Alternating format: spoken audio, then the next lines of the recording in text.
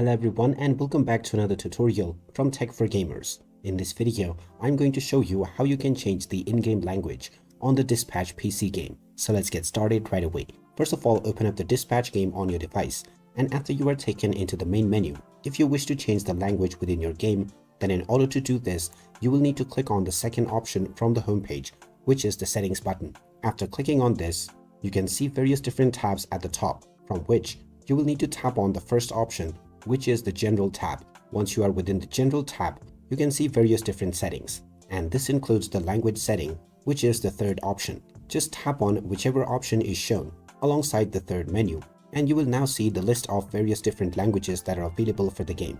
In order to choose your language, just click on your desired language from the list of languages, and now it will be selected as your language.